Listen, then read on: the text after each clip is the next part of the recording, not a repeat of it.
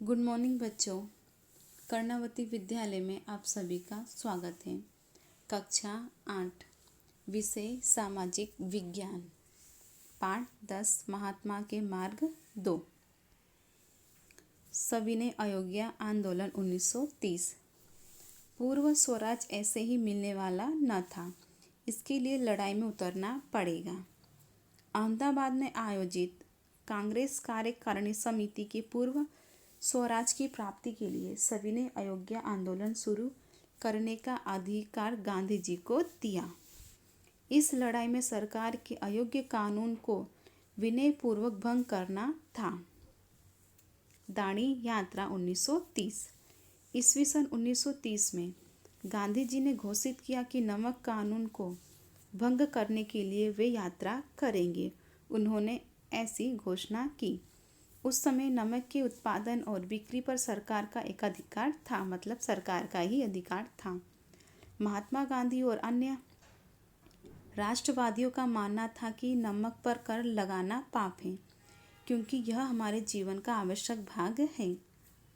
गांधी जी ने नमक का अन्याय कानून तोड़ने के लिए अहमदाबाद के साबरमती आश्रम से अपने 78 साथियों के साथ 12 मार्च 1930 के दिन सुबह दांडी यात्रा की शुरुआत की। दांडी यात्रा की शुरुआत कब हुई? 12 मार्च 1930 के सुबह। यात्रा के मार्ग के गांव में सभाएं होती। गांधी लोगों को नमक कानून का सविनय भंग समझाकर नई रीति से स्वराज आंदोलन और सत्याग्रह का महत्व समझाते। 5 अप्रैल 1930 के दिन वे दांडी पहुंचे। दूसरे दिन सुबह 6 अप्रैल के दिन समुद्र किनारे बिखरे हुए नमक में से मुट्ठी भर नमक लेकर कानून को भंग किया। इस आंदोलन में किसान, आदिवासी और स्त्रियों ने बड़ी संख्या में भाग लिया। सरकार शांतिपूर्ण सत्याग्रहियों पर दमन के कोड़े बरसाने लगी। हजारों सत्याग्रहियों को गिरफ्तार किया गया।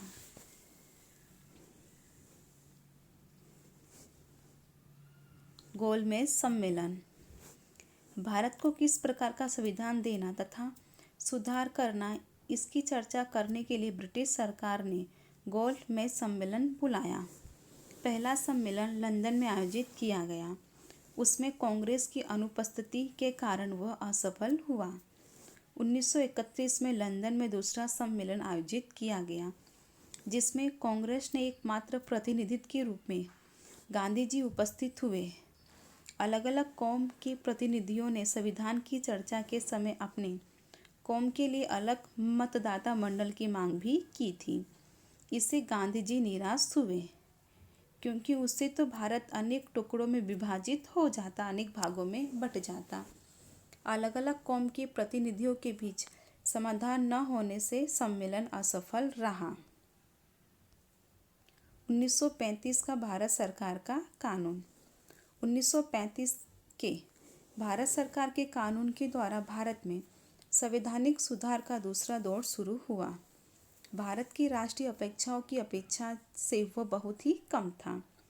डॉक्टर राजेंद्र प्रसाद के मतानुसार 1935 के समवाय तंत्र के कानून में सच्चा प्रांतीय स्वराज जनता या मंत्रियों को नहीं, परंतु गवर्नर को दिया गया था।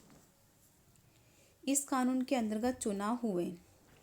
गांधी जी ने बताया कि 1935 के कानून के अनुसार दी गई विशेष सत्ताएं और अधिकार गवर्नर उपयोग न करे और मंत्रिमंडल की सलाह के अनुसार व्यवहार करने का वचन दे तो कांग्रेस मंत्रिमंडल की रचना हम करेंगे। इस संबंध में वायसराय और भारतीय वजीर ने स्पष्टता की, जिससे कांग्रेस और मुस्लिम लीग में मंत्रिमंडल की रचना हुई। प्रांतीय स्वराज का यह प्रयोग लगभग 2.25 वर्ष चला। 1939 में द्वितीय विश्व युद्ध शुरू हुआ। तब भारत ने पूछे बिना ही ब्रिटिश सरकार ने इस युद्ध में भारत को शामिल कर दिया। परिणाम स्वरूप मंत्रिमंडलों ने त्यागपत्र दिया। पाकिस्तान की मांग 1940। मोहम्मद इकबाल और चौधरी रहमत अली जैसे मुस्लिम नेता प्रचार करते थे कि हिंदू और मुस्लिम दो अलग प्रकार की राष्ट्रता रखते, दो अलग प्रकार के राष्ट्रीय होते, इसलिए इन्हें दो अलग राष्ट्र में विभाजित किया जाए। मार्च 1940 में लाहौर में आयोजित मुस्लिम लीग के अधिवेशन में मुस्लिमों की बहुमति वाले प्रदेशों से बने हुए स्वतंत्र राष्ट्र पाकिस्तान की मांग का प्रस्ताव पारित किया गया। उसके बाद लीग ने पाकिस्तान की रचना को अपना मुख्य ध्येय बनाया। व्यक्तिगत सत्याग्रह 1940। तृतीय विश्व युद्ध जारी था, इसलिए सरकार को अधिक उलझन में न डालने के लिए गांधी जी ने सामूहिक सत्याग्रह के बदले व्यक्तिगत सत्याग्रह का आरंभ किया शुरुआत की। प्रथम व्यक्तिगत सत्याग्रह के रूप में गांधी जी ने विनोबा भावे को चुना। 1940 के दिन वर्धा के नज़दीक पवनार गांव में विनोबा जी ने युद्ध विरोधी भाषण देकर सत्याग्रह की शुरुआत की। 5वें दिन सरकार द्वारा उन्हें गिरफ्तार करके उन्हें 3 महीने की सजा दी गई। भारत छोड़ो आंदोलन 1942। तृतीय विश्व युद्ध के बाद महात्मा गांधी ने अंग्रेजों के विरुद्ध आंदोलन का एक नया अध्याय शुरू किया। उन्होंने अंग्रेजों को चेतावनी दी कि वे तत्काल भारत छोड़ दें। गांधी जी ने भारतीय जनता को आदेश दिया कि वे करेंगे या मरेंगे के सिद्धांत पर अंग्रेजों के विरुद्ध अहिंसक संघर्ष करें, हिंसा न करें। मुंबई में आयोजित की महासमिति की बैठक में 8 अगस्त 1942 की रात हिंद छोड़ो नाम से जाना जाने वाला ऐतिहासिक प्रस्ताव पारित किया गया। गांधी जी और अन्य नेताओं को तुरंत ही 9 अगस्त को गिरफ्तार किया गया। उससे आंदोलन अधिक उग्र और व्यापक बना। समग्र भारत में सभाएं, जुलूस और प्रदर्शन सामान्य बना। किसान और युवक इस आंदोलन में बड़ी संख्या में जुड़े। देश भर में सरकारी मकानों और तार जैसे टेलीफोन संचार के माध्यमों पर हमले हुए। सरकार ने सामूहिक गिरफ्तारी, जब्ती और जेल जैसी दमनकारी सभी तरीके अपनाए। लगभग 1 लाख से अधिक लोगों को जेल में डाला। 1000 लोग पुलिस की गोलाबारी से मारे गए। परंतु अंत में इस आंदोलन से सरकार को विश्वास हो गया कि अब अधिक समय वे भारत की जनता पर शासन नहीं कर सकेंगे। कैबिनेट मिशन योजना 1946। ब्रिटेन के नवनिर्वाचित प्रधानमंत्री मिस्टर एटली ने भारत को संपूर्ण स्वशासन देने की घोषणा की। उसके तत्वावधान में ब्रिटिश मंत्रिमंडल के 3 नेताओं का प्रतिनिधिमंडल भारत आया। उसके द्वारा प्रस्तुत की गई योजना कैबिनेट मिशन योजना कहलाती। उसने भारत के अग्रिम पंक्ति के नेताओं के साथ बैठक आयोजित करके निम्नानुसार प्रस्ताव प्रस्तुत किया। पहला, अखिल भारतीय समवाय तंत्र की स्थापना करें। दूसरा, समग्र भारत के प्रांतों को कुल 3 समूहों में बांटना।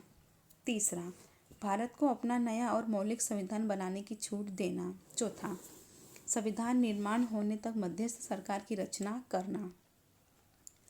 इसके पश्चात आयोजित चुनाव में कांग्रेस ने अच्छा प्रदर्शन करके जवाहरलाल नेहरू के नेतृत्व में मध्यस्थ सरकार की रचना की। अपने पक्ष में मिले कमजोर प्रतिभाओं से अकुलाकर मुस्लिम लीग ने सीधी कार्रवाई दिवस 16 अगस्त 1946 मनाया। उसके कारण देश भर में कौमी दंगदली फैली और सार्वजनिक रूप में कौमी दंगे भड़क उठे, जो कि अलग पाकिस्तान की रचना तथा मुस्लिम लीग ने छोटे बड़े विद्रोह के साथ इस सरकार में स्थान बनाए रखा। प्रधानमंत्री एटली की भारत छोड़ने की घोषणा फरवरी 1947। नए मध्यस्थ सरकार में लीग ने जो व्यवहार अपनाया उसमें कौमी एकता आहत हुई। ऐसे संकटकालीन स्थिति के समय ब्रिटिश प्रधानमंत्री एटली ने 20 फरवरी 1947 के दिन ब्रिटिश पार्लियामेंट में घोषणा की ब्रिटिश सरकार को 1.5 से 1.5 जून 1948 तक में उत्तरदायी भारतीयों के हाथ में समग्र राज्य प्रशासन सौंपकर छोड़कर चले जाने का विचार है। इस घोषणा से कारण महात्मा गांधी सहित लगभग सभी भारतीय नेताओं और लोगों का उत्साह बढ़ने लगा। गांधी जी ने तो इस घोषणा को अंग्रेजों का सबसे उत्तम कृत्य कहकर प्रशंसा की। स्वाध्याय में क्वेश्चन नंबर 1, निम्नलिखित प्रश्नों के उत्तर लिखिए। ये आपको होमवर्क में करना होगा।